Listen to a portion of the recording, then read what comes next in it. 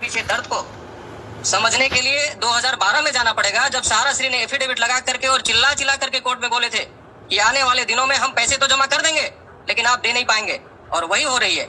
आज पूरे हिंदुस्तान की सारी एजेंसियां सहारा के ऊपर इन्वेस्टिगेशन कर रही है। सहारा के ऊपर प्रतिबंध होते हुए भी सहारा को ही दोषी ठहराया जा रहा है, जबकि हकीकत यह है कि सहारा को पूरी तरह से आज भी आजाद नहीं किया गया है। जो सितंबर में लिबर्टी दे करके और आज तक उस लिबर्टी का 1% भी लिबर्टी नहीं दिया गया, और आज कहा जाता है कि सहारा, आज जो कुछ भी हुआ है उसका सिर्फ और सिर्फ कारण सहारा है। सर, इस हिंदुस्तान में आज तक के इतिहास में जितनी भी कंपनियां खुली और बंद हुई है, उसमें सहारा ही एक ऐसा अपवाद है जो आज भी जिंदा है और आज भी लड़ रहा है। नहीं तो इतिहास साक्षी है, उठा करके देख लिया जाए कि कितनी कंपनियां लोगों को रुलाई है और कितने पैसे डुबाई है। आज सहारा छाती तान करके खड़ी है कि हम लोगों का भुगतान देंगे, इसलिए ऑफिस खोल करके बैठी है। जहां तक सवाल है कि आज सिचुएशन ऐसा क्रिएट क्यों हो गया, या जो कुछ भी आज पिछले 10 दिन से या 15 दिन से या महीने से चल रही है, उसके पीछे जो कुछ भी कंफ्यूजन है उसको सोचने और समझने की जरूरत है। सर, सहारा आज के आंसू का, दर्द का कारण नहीं है। कारण इस देश की रेगुलेटरी है, इस देश का कानून है। मैं आपसे पूछना चाहता हूं कि जब सहारा की मैटर सुप्रीम कोर्ट देख रही है, तो ED, income tax, serious fraud investigation, economics offence wing, देश की जितने भी एजेंसियां हैं, इन्वेस्टिगेट कैसे कर सकती है?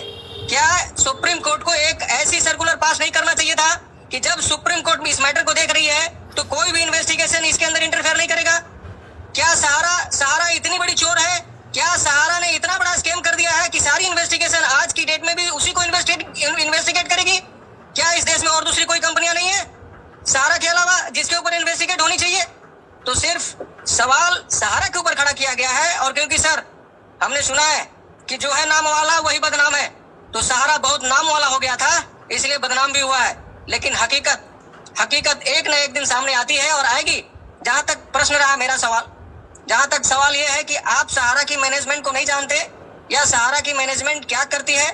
सर, मैंने पहले भी कहा है कि ना तो मैं सहारा की मैनेजमेंट को या ना सहारा के किसी ऑफिसर को, मैं सिर्फ और सिर्फ सहारा की नीति को और सहारा श्री की सोच को डिफेंड करने के लिए आता हूं। और मैं अच्छी तरह से जानता हूं कि मुझे जिस तरह से आज देवेंद्र जी रो रहे हैं, सर सब रो रहे हैं, मैं भी उन्हीं की तरह हूं।